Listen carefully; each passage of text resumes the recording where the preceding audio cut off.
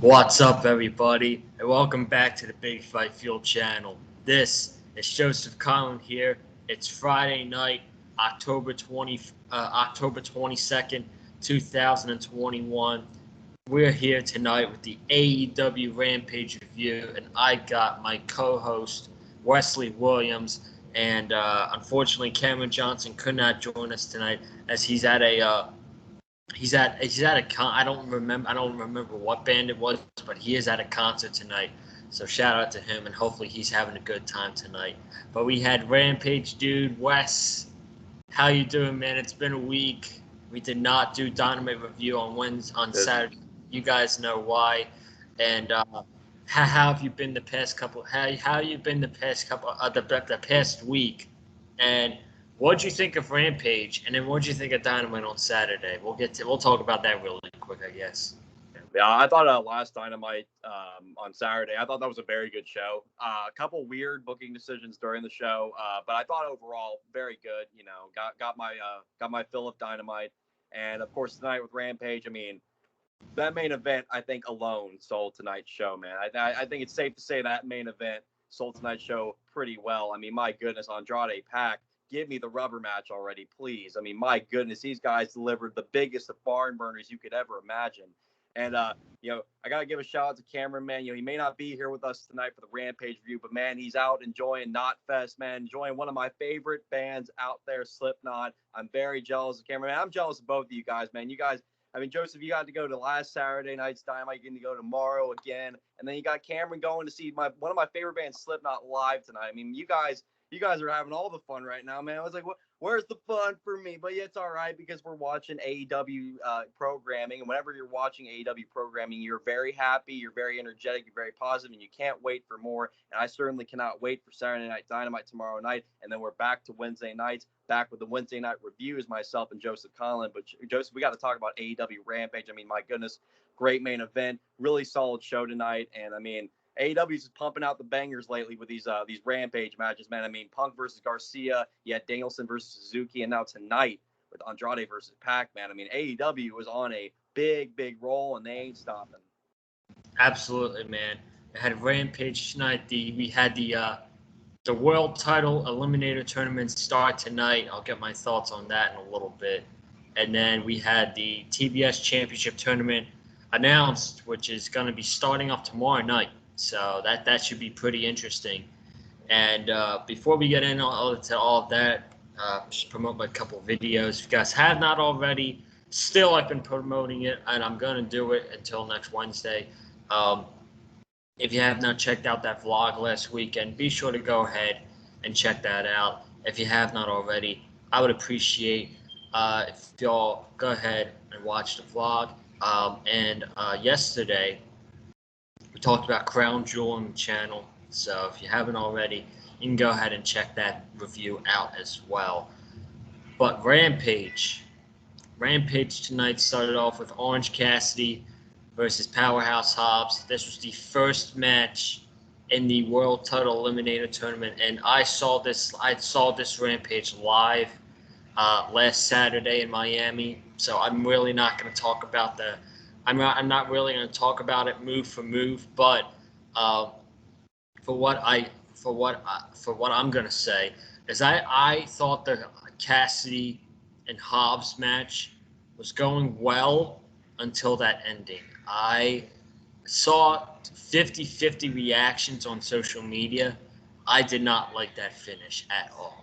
I like the fact that they got the referee, Bryce Remsburg, involved in the finish, and like giving referees personalities, because referees just aren't like robots in professional wrestling, so they deserve to have personalities. And I'm glad that Bryce Remsburg was a key part of that match, because literally Hobbs got in his face and he lifted him up to the turnbuckle, which is a little bit funny. But then that freaking stupid mousetrap that Orange Cassidy did kind of made Hobbs look like an idiot at the end of the match. And I would have been, if that was a guy, I don't know, if that was someone like not as dominant as Hobbs, I would have been totally okay with that. But doing that ending on a guy like Powerhouse Hobbs, I did not really like that much. And if I'm being perfectly honest with you. Not only did I not like the finish, I thought Hobbs should have went over as well over Orange Cassidy. I love Cassidy, of course, one of my favorites, repping his shirt tonight. But yeah, I thought Hobbs should have went over in this match. So, but I thought the match was okay. The match was okay, and the finish was not that. I did not like that finish at all. What would you think? Well, see, my thoughts on it are, I mean, right as when I saw the bracket for this tournament, I could kind of predict, and I'm sure a lot of other people could have predicted how this is going to turn out. And, I mean, Cassidy winning was ultimately the right call because when you look at the brackets and you see we got Moxley versus 10 happening Wednesday night on Dynamite, Moxley's winning that for sure. And they already teased something on last Saturday's Dynamite when Moxley just completely destroyed Wheeler Yuta and just simply walked back in the crowd. We saw Cassidy look back, and he was looking at Moxley walking back in the crowd. So they already teased something there. So I already knew from that point, I was like, okay, we're getting Moxley and Cassidy in the second round. So, and it's predictable. The tournament, I saw a lot of people complaining about, like, the bracket and stuff for the tournament and everything and how, like, why aren't guys like Adam Cole or Miro or Andrade in this tournament? And, like, and I know with Andrade, we did see him lose tonight, which, I mean, I feel like is whatever because I feel like he still looks strong even with the loss. But, like, guys like Adam Cole and Miro and CM Punk, like, guys like that, it's like, yeah, as great as it would be to see them in this tournament, like, these are men that can't afford losses right now. Like, if you put them in the tournament, they would have to win. And, I feel like with the bracket, I feel like it's a fine enough bracket, and I feel like it's still going to deliver, like, great enough matches to be a solid world title eliminator. And in the finish might be predictable because the finals that I predict is probably going to end up being Moxley and Danielson, and Yeah. Moxley's probably going to win. You're right, because they're teasing a Moxley heel turn. I mean, he's turning heel. I mean, there's no doubt about it right now that Moxley's turning. And so, could they have booked the finish better in this match? Yeah, they could have booked it better. I feel like I feel like with Cassidy, that pin that he does, I feel like it's a very hit or miss pin. Because I feel like half the time it looks good, and then half the time it doesn't look good. Like, I don't know if it's a problem on Orange Cassidy's end. I don't know if it's a problem on his opponent's end. I don't know if it's just like a chemistry issue. I don't know what it is, but I felt the way they did it didn't look so good. It did look very slow. It looked like Hobbs is kind of basically just kind of throwing himself into the pin. And so, could they have booked the finish better? Yeah, they could have. I thought Hobbs still looked very strong within the match. I thought he was looking very dominant. And I feel like a story that you could probably be telling with Powerhouse Hobbs right now that's already kind of been told in previous matches with him is that I think the emotions are getting too crazy for him. And, like, he's too emotionally driven. And because he's getting so emotionally frustrated and all that kind of stuff, that it's costing him these matches. And I feel like that's a story they're kind of trying to tell with Hobbs because he's so young and he's still, fairly new, around AEW and stuff, and so he's one of the young guns in the company. So I feel like the story they're trying to tell is, yeah, he's big, he's dominant, the dude mows through like all of his opponents, but when it gets to the point where it matters the most, the emotions drive him too crazy, and he got up all on Bryce Remsburg's business, and Bryce Remsburg wasn't having any of his shit tonight, and he was swiping his hand away. I mean, like. So I think there's also probably gonna be a story told with that. So I'm not completely, pissed off with the finish. I mean, yeah, it could have been booked better. I will admit that. I mean, it wasn't a very solid finish, but I knew going in Cassidy was gonna win. I did get worried for a second with all the camera cuts to Matt Hardy in the crowd that Cassidy wasn't gonna win, and we're gonna see more Cassidy HFO matches, which thank the Lord we're not getting that right now because I've gotten way past my point on like this watching all these HFO best friends matches. I mean, I'm so over it, and I really hope that they're done with Cassidy and Hardy. But I feel like with all these camera cuts to Matt Hardy that it's not over, or maybe they just wanted Matt Hardy there just to kind of play up the whole deal with them in the ladder match from a couple weeks ago. So I don't know, but Cassidy winning was I'd say was probably ultimately the right call because it's fitting the whole story being told with Cassidy going to the next round to face Moxley, and then Moxley will ultimately beat Orange, and then like I said, also I think we're gonna see a Moxley Danielson finals. But and I'm all for a heel Moxley. I want to see a heel John Moxley because man, he's already so great as a babyface, but as a heel, man, this guy will not give two shits about who he's gonna hurt, or how bad he's going to hurt him. And I think it's going to be a cool story told there. And like him becoming the winner of the tournament to face the newly crowned champion in Hangman Page as Hangman's first feud for the world title, I think will be an amazing babyface versus heel story to tell for the world title. So that's my take on the whole thing. It could have been booked better, yeah. But I thought, it is what it is. And I think Hobbs will definitely get his time at some point in the future. Yeah, two things I want to point out from what you said. Number one, we're absolutely getting another match between Orange Cassidy and Matt Hardy sometime down the line. Probably. Whether that happens on Dynamite Rampage or it could happen at Full Gear, who knows? But we're more than likely getting another match between those two. And the second point I want to point out is for all those people complaining about the bracket of the World Title Limit and they want to see Adam Cole and Miro and where's Malachi Black and who else? Where's Punk? yeah, where's Punk? Where's Pac? Those guys really shouldn't be losing right now. And how would you feel if one of those guys got eliminated in the first round of the tournament?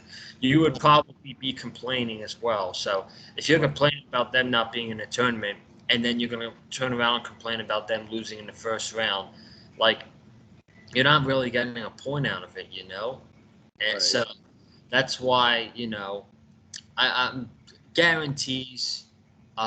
This match wasn't a guarantee. Going into it, I felt like I said, going into the match before Rampage started, they announced it. I'm like, Hobbs should win. Hobbs should absolutely win.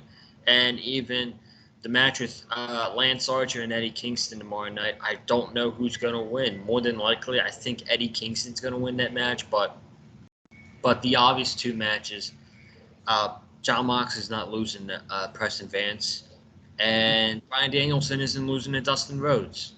So the fact that and they'll get they'll probably get good matches. I'm excited to see Dustin Rhodes get in the ring tomorrow night with Bryan Danielson. So he'll be in there. They'll have a great match. I have no problem with a guy like Dustin Rhodes being in the world title tournament. You know why? Because he can lose and be okay for it. So Yeah. that's my points that I have to get across. And predictability isn't always a horrible thing in pro wrestling. There's times predictability is like really stupid and you can like see it from a mile away and you're like, okay, well that's lame. But there's also predictability in the good sense. Like for example, like with Hangman, we all know Hangman's winning the world title from Kenny Omega at Full Gear. I mean, there's no other result you go with other than Hangman winning the world title. This is his time. It's time for Kenny to give up the belt, and who better than Hangman Page? I mean, it's also 1 year since their last matchup one-on-one. And so, I mean, it makes perfect sense. So that's predictability in the good sense. I feel like with this tournament, I like to look at it as predictability in the good sense. I mean, yeah, I know some people are bummed about the bracket, but honestly, I mean, I feel like by the end of it, we're going to be very pleased by what we see. And if we're going to get John Moxley and Bryan Danielson at Full Gear, I think we're going to be in for a major treat with those two guys. Absolutely, no doubt. So we get more matches tomorrow night, and we'll talk about that in a little bit. Not really going to talk about that segment with Penta and FTR because really it's just like there was no point. But I saw we'll talk about this real quick. I was shocked by that finish when FTR defeated the Lucha Bros last Saturday. Obviously, I think we're setting up for those two to go at it again. Titles for titles. That's what I think the match is going to be. But what did you I saw your tweet on the car ride home. I'm like, and it said when it was revealed FTR was the mystery tag team, I was pretty disappointed. Why were you disappointed about that? Well, because I think a lot of us had the expectation going in that we were actually going to see a AAA tag team, which I thought would have been a really cool surprise. But I mean, it made a little bit more sense. The context made a little bit more sense when we saw MJF and Andrade have that exchange backstage afterwards. So it's like, okay, Andrade's working. He's doing his, businessman ways with all the other members on the AEW roster, like MJF, for example. And then, tonight, of course, we'll get into it in a little bit, but with Malachi Black as well. So he's kind of doing his whole businessman shtick. But, like, I just kind of I had the hopes of, like, oh, we might see, like, a Dragon Lee in this, I just thought we would actually see a AAA tag team. So it's just I just have very mixed feelings on it. Like, I don't absolutely hate it. Like, it's not like something I'm like up in arms about or anything, because I love FTR. But I just thought it was just weird. It was just kind of weird to have them be the masked men, and then I know somebody brought up too, like, they could have revealed themselves as FTR like after they had won the titles already. Maybe they could have done something like that, maybe, but I don't know. But it's just, I feel like it was kind of a weird way to get us set up for FTR versus Lucha Brothers at Full Gear. But I mean, regardless, we should be in for a huge treat with those two tag teams at Full Gear. So. One more thing, and then we'll move on to the women's match. Was it true that CM Punk spoiled that the mystery team was FTR? Yeah, he did. He did. Yeah, he threw it away because, well, after I think for like a split second before he said that, I was kind of thinking, is that FTR? And then like he said it, and I was like, okay, well, and then I looked more, and I was like, yeah, that's definitely FTR. And so Punk kind of just, I don't know if that was an accident or if like Punk was supposed to say something, like, I mean, because they kind of just like free will a little bit on commentary from what we see with like all the different AEW shows. So Punk could have just accidentally spoiled it for everybody and just kind of was a bit of a whoopsie daisy kind of spot, but it is what it is though. But I mean, I'm looking forward to them going at it again at Full Gear. I just kind of felt like that's just kind of a weird thing. But I mean, FTR being the AAA Tag Team Champions is quite a sight. I don't think that's something we could have predicted in 2021. But we can add that to the long list of things we didn't expect to see in 2021. But man, what a resume FTR has built up for themselves. Now they're the AAA Tag Champions. Yeah. We had Anna Jay go 1-on-1 against Britt Baker. This was a non-title match. I thought the match was pretty good. It wasn't great by any means, but I thought the match was pretty good. Anna Jay getting a lot better. You could tell this match meant a lot to her, in my opinion, even if it was a non-title match. Of course, Britt Baker got the win. She was not going to lose. And this is what this match basically set up Britt Baker's next feud. And ultimately, from this, we'll go into the TBS Championship tournament bracket that got revealed. So yeah, this was a good match. Britt Baker won, obviously, with the lockjaw. Anna Jay tapped, and then after the match, she put it in again. And Ty Conti came running down to the ramp, attacked Britt Baker, had her running, and held up the championship at the end of the match. And that's basically confirms that your women's championship match at Full Gear is going to be Ty Conti going up against Britt Baker. And I think that's going to be a great match. By far, Ty Conti's biggest match of her career, probably. And really, it's a big test for her, in my opinion.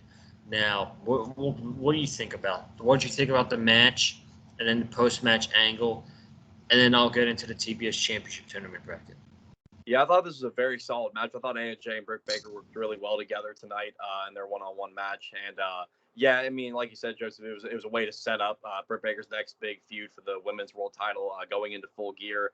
And so now with Ty Conti now being the number one ranked woman in the women's rankings, I think we all know what we're getting for the women's world title match at Full Gear, as we will more than likely see Ty Conti go one-on-one with Britt Baker, which should be a great match. And like you said, Joseph, it's going to be a major test for her. Definitely the biggest match of her career. And I couldn't be happier for her. I've loved seeing Ty Conti's progress in the ring over time. And I mean, she's just grown into, probably one of my favorite women's wrestlers out there right now. I mean, she's just, and just like her personality too is just it just kind of draws you. It's just a very bubbly personality that you can really get yourself attached to. She just makes a great babyface challenger for the heel champion in Britt Baker. But I thought this match was really good. We knew Britt Baker was going to win going into this because, the champions actually get booked to win on non-title matches in this company. So that's lovely to see. So yeah, but it was really good, and looks like we got Ty Conti versus Britt Baker next, which I'm very much looking forward to. And yeah, a lot of great stuff happening with the women in AEW right now. Yeah, absolutely. So I'm excited. I'm a huge fan of Ty Conti, and I'm glad that she's getting this match. Now, this ties into the TBS tournament bracket as it was revealed. And, this bracket makes a lot of sense. Number one, the first thing I'm going to point out is um, Ty Conti's the number one contender for the women's championship. So she's not in the tournament because she's challenging Britt Baker for the women's championship. Logically, that makes sense, right?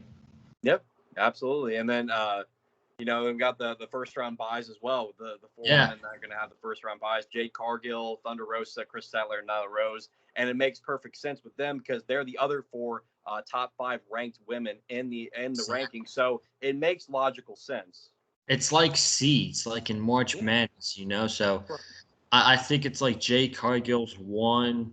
I think Chris Statlander's 2. She's all the way down by the bottom of the bracket, and that's where the 2 seed usually is.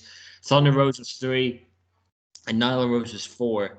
And then the first round matches we have in that tournament, which is starting tomorrow night, is Anna Jay versus Jamie Hayter, Red Velvet versus the Bunny, Serena Deeb versus Hikaru Shida in a rematch from a couple weeks ago, and then Penelope Ford and Ruby Soho.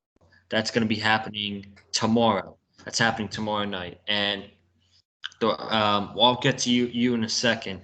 And then the way I see this tournament going is I'm not going to say who I think is going to win because the tournament hasn't started yet. It's too early, in my opinion, to determine that. So I think the finals, looking at the bracket, it's going to be Jade Cargill versus Ruby Soho. That's what I have as the finals. I could very well see that. Yeah, I could definitely see that. And I'm really loving how this bracket's shaping up. And I mentioned this on Twitter, man. I guarantee you this is going to be leagues better than the Queen's Crown tournament over in WWE, man. I mean, I bet you this, man. Watch at least one of these matches surpass the entire time limit of the entire Queen's Crown tournament, which I believe when I saw on Twitter, it like barely surpassed like 20 minutes, like for the entire tournament, which is absolutely ridiculous. I mean, what a slap in the face to the women you have in that company. I'm going to go look it up right now. You could give your thoughts on the rest of the bracket, make picks, whatever you want. I'm going to try to go look this up. Well, I think I agree with that finals. Ruby Soho and Jade Cargill. I could definitely see that being the finals. We'll see though. I mean, we might see some unpredictable finishes for some of these matches. But I mean, looking at some of them though, looking at at least the first round matches, I can kind of tell who's going to win which match, and so it's going to be very fun. I think this will be a very fun tournament, and they're going to do right by the women in AEW. That's for sure. Absolutely. I'm still trying to go look at this. Hold on. I heard like Zelina Vega and Dewdrop yesterday did like almost 6 minutes, which was the longest match in that entire tournament. Which, if the longest match in an entire tournament, like just barely is almost 6 minutes, like that is horrible. Like, are you kidding me, dude? Yeah, that was the longest match of the tournament. It was 6 minutes. Hold on. I can't find it. God damn. I don't want to take up time, but yeah. But the whole, I'm pretty sure every match that was like 2 to 3 minutes, and then like a couple were like under 2 minutes. I mean, that's basically the basis of it. But I think like Denise Salcedo or like Sean Ross Sapp might have been like tweeting about it. Yeah, like, I got it. I got it right here. I got it from Denise Salcedo right now. So, I'm not going to go over the minutes by each match, but she said the total time for the entirety of the Queen's Crown tournament was 19 minutes and 24 seconds. And there were 1, 2, 4, 5, 6. There were 7 matches, and it went 19 minutes in total. So much for a Queen of the Ring, huh, WWE? Wow, wow, way to treat your women. I mean, I swear to you, I want at least one of these matches to go 20 minutes just to shove it in WWE's face. I want like Deeb and Sheeta should get 20 minutes. Like that's a match that deserves 20 minutes. Like let's put that out there. Like that's a match that deserves 20 minutes. Especially after the last match they had. Yeah, absolutely. It's a blood feud right now. Like, have them go out there and just kill each other for 20 minutes. Oh my gosh, I'm gonna laugh so loud if like they book that match 20 minutes, and that's longer than the entire Queen's Crown tournament, man. I mean, but hey, goes to show you AEW is actually paying respects to their women and actually treating them right and booking them to actually like go out there and kill it. Yeah. Well, I guarantee you that after Wednesday night, the we'll have more time in this tournament than we already have in the entire Queen Crown tournament, which is only 2 matches: Penelope Ford and Ruby Soho, and then Right. Serena Deeb and Sheeta taking place Wednesday night.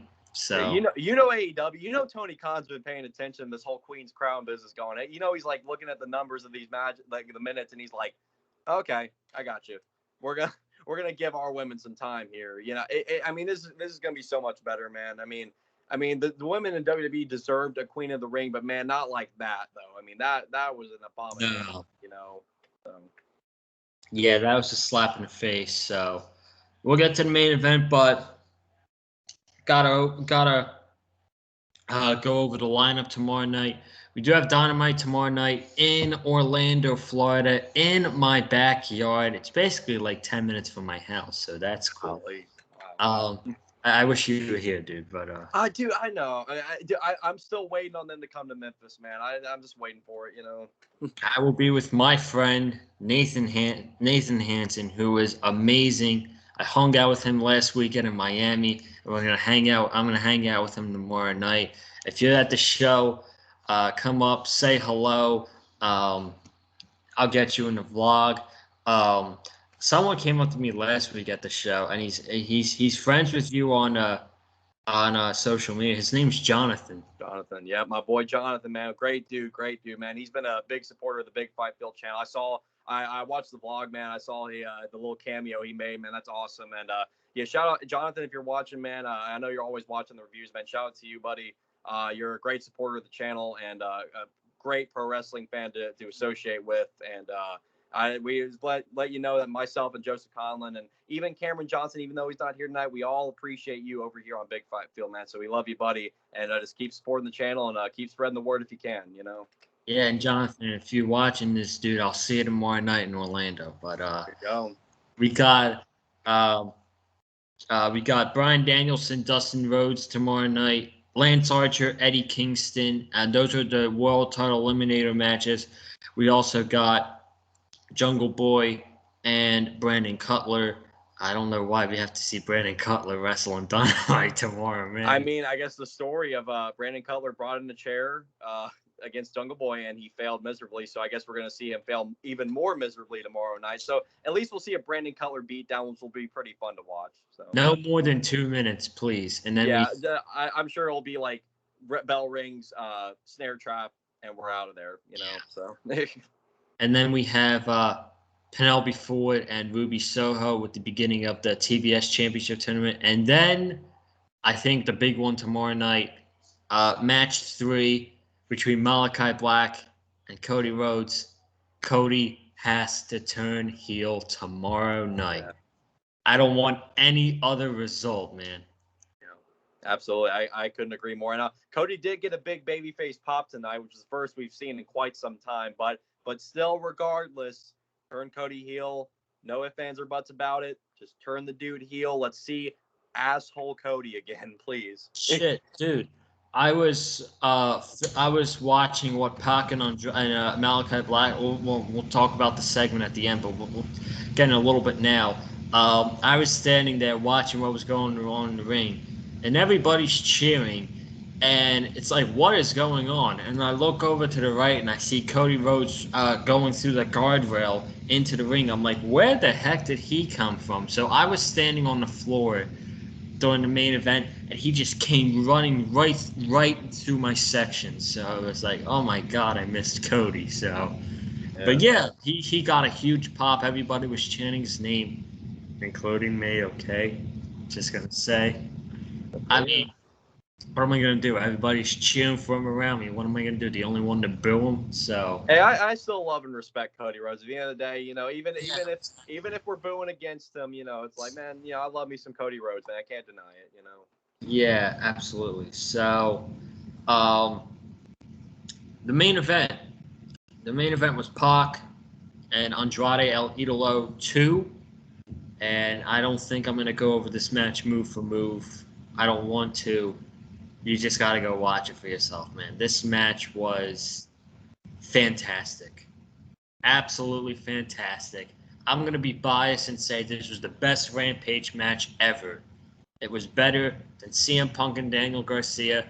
It's technically Bryan Danielson and Minoru Suzuki was not on Rampage, right? That was on the buy-in of Rampage. I mean, it's a toss-up, you know. I I kind of want to tie it to Rampage, even though it was the buy-in match. I kind of still, because that match ruled so much. I mean, like, I know it was on the buy-in, but man, I want to still tie that to Rampage. You know, that's just me. But I mean, I think it's everybody's choice. You know, whoever, if you want to choose to keep it as a part of Rampage or keep it just on the buy-in, you know, whatever. Okay, then I'll rephrase it as this: out of all the 10 o'clock to 11 o'clock Rampage shows, not included that buy-in. There you go. Andrade and PAC, the second match in Miami, was the best Rampage match AEW has had in its 2 months. Yes. There you go. There you go. All right. There's a happy medium there. There you go. Yeah. There you go. What'd you think? What I think, man, dude. Oh my gosh, give me the rubber match already. Like that's what I think. Give me the freaking rubber match. My goodness, barn burner. My gosh, I mean, I need like freaking 3 water bottles after that, man. My goodness, like that.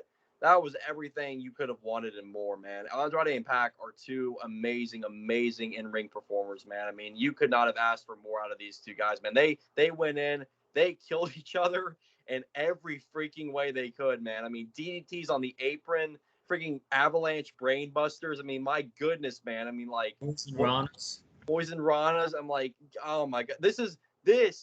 See, it's like Excalibur says it every week. The true home of professional wrestling is All Elite Wrestling, man. And that match right there showed you tonight, out of all the many examples you can choose from, man. I mean, by far and away, one of the best TV matches you will see for the entire year of 2021, with the last couple months that we have in this year. No doubt about it, one of the best TV matches all year round. I mean, AEW has been pulling out some really huge bangers lately, man. I mean, and it makes me even more excited for Full Gear and like what we got set up going for that, man. I mean, it is going to be that's going to be another great night of pro wrestling right there, man. I mean, it's great to be an AEW fan, and it's just, man, I mean, it's like it leaves me with wanting more. It's like I could have had these guys going for another 20 minutes. I don't freaking care. But you know, just we talked about this before we even started the review. I mean, if you do a rubber match, maybe do it on a Dynamite or something and have it go 2 out of 3 falls. You know, I mean, that I think that's a great route to go. And the post-match stuff, I mean, we got 2 other possible matchups teased right there with possibly Cody and Andrade, and then Malachi and PAC. I mean, sign me up gladly for those. But if Cody is turning heel, we may not see a Cody Andrade matchup possibly. But Malachi Black versus PAC, if they don't do, I mean, if Malachi, I guess, you know, he wins tomorrow and they don't do, they do the rubber match between Andrade and PAC before Full Gear or something, I'm all for Malachi and PAC being the match at Full Gear. Like, if you book that match at Full Gear, I'm all for it. You're not going to hear a single complaint out of me. That's for sure. Yep, absolutely. Couldn't agree more. Did you hear "This is Wrestling" chants during the match? Yes, absolutely. Yeah. And that's a chant I will never ever get sick of, man. That is a chant I love and adore, and it fits so well with AEW because it's true. This is wrestling. When we watch AEW every single week, it's wrestling. It's professional wrestling, folks, and it's professional wrestling done right. And we couldn't thank AEW enough for it. Yeah, I was actually one of the people who actually started that chant, so you can nice. That a boy, man. That a boy. Look at you starting chants at wrestling shows. More where that came from. Maybe you'll start another chant tomorrow night. Who knows?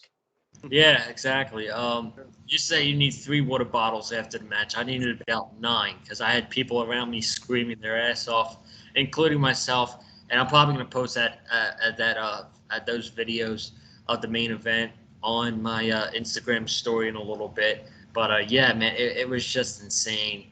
And I don't even care that PAC won, to be honest. I thought he should have won going into it. Right. Yeah.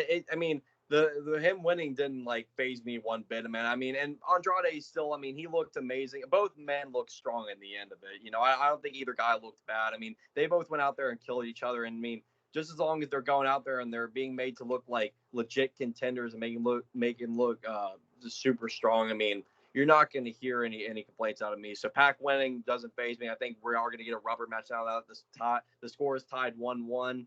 You got to have a winner in this saga here, in this trilogy between Andrade and PAC. So we'll see when the rubber match is done, whether it's Full Gear or on Dynamite or on Rampage again. But yeah, definitely give me that rubber match sometime soon, please. But Tony Khan, if you're listening, give me that rubber match, please. Absolutely. So that's going to wrap up the Rampage review tonight, guys. Thank you all so much for watching. If you have not already, be sure to subscribe to the Big Fight Field channel. You're going to want to be subscribed. We did lose a couple subscribers today, but we're hoping to gain them back tomorrow because we got a huge vlog live from Orlando at AEW Dynamite. I have great seats tomorrow. I was in the middle sections in Miami, 7th row.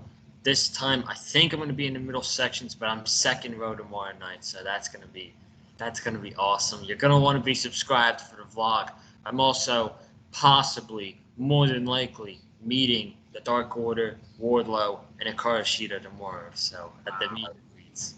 Man, you keep making me more jealous. You gotta stop doing that to me, man. You're making me jealous. Come on now.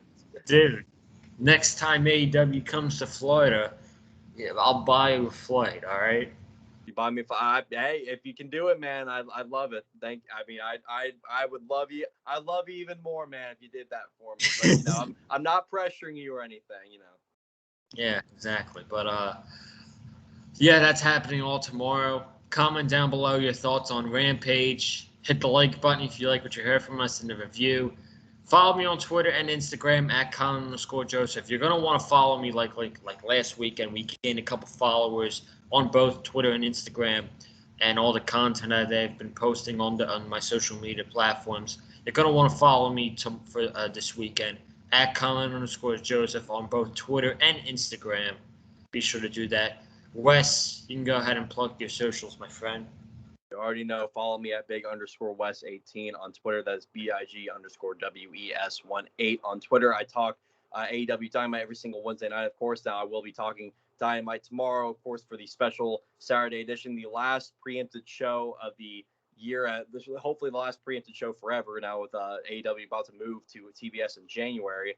But I will be talking Dynamite tomorrow. But every single week, you can catch me talking Dynamite every single Wednesday night on Twitter and on here on Big Fight Field. And of course, every Friday night, you hear me talking about AEW Rampage on Twitter and of course on here with myself, Joseph Conlon. And then typically, Cameron Johnson not here tonight, but it's okay. He's here in spirit, and we love him for that.